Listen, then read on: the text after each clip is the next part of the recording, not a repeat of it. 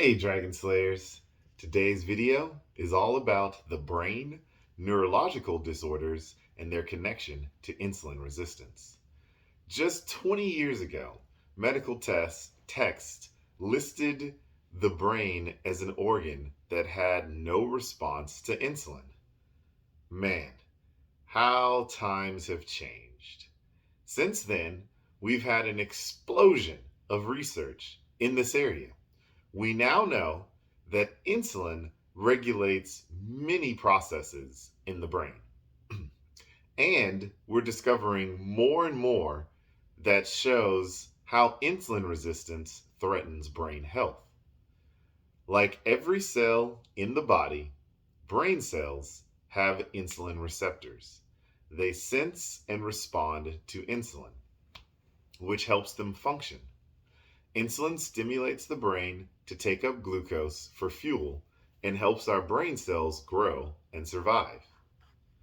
The hormone also plays a role in regulating our appetite and how we use energy. When the brain senses increased insulin in the body, which occurs after a meal, our appetite will wane. Due to its additional actions in the brain, insulin also alters reproductive hormones, which we'll talk about in more detail later on. What's more, insulin plays an important role in learning and memory formation. One remarkable study in rats looked at an experimental model of type 1 diabetes, wherein some of the rats couldn't make insulin.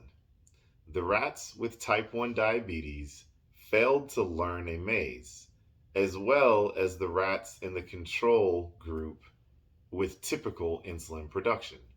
However, upon receiving insulin, the learning and memory of the animals with diabetes significantly improved. All of this simply suggests the importance of insulin in normal brain function. Problems arise when you have too much insulin or when the brain fails to respond to insulin. In other words, when the brain becomes insulin resistant. When we talk about insulin resistance, it's tempting to only think of a few tissues becoming insulin resistant, like the muscles or the liver. However, researchers appreciate more and more that the brain becomes insulin resistant concurrently with the rest of our tissues. Moreover, actual brain structure requires healthy insulin sensitivity. Prolonged insulin resistance physically alters the brain. A recent study found that for every 10 years of insulin resistance, the brain looks 2 years older than the brain of an insulin sensitive person of the same age. As an obvious consequence, normal brain function becomes impaired. Less responsiveness to insulin may lead us to overeat, contributing to weight gain. It also compromises our short term learning and may damage our long term memory. This link between insulin and the brain has important implications for our health and ability to live independently in older age. Not only that, but insulin resistance can inflict profound harm on brain physiology, increasing the risk of developing severe brain related diseases. In this next section of the book, Why We Get Sick, we'll take a look at a link between insulin and diseases of the brain and central nervous system, beginning with the most common, Alzheimer's disease. So, Alzheimer's is going to be the subject of the next video, and it's pretty fascinating. I had never heard of any of these things until probably about 6 months ago.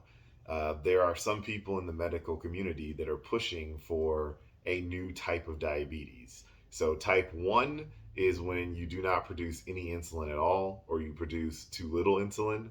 Type 2 is when you have an overabundance of insulin in your body and you have way too much. Type 3, they're considering it to be Alzheimer's, which is crazy that they are considering, the link is so strong that they want to classify Alzheimer's as type 3 diabetes.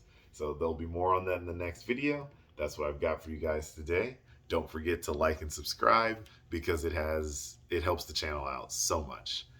And remember that together, you and I will slay the dreaded diabetes dragon.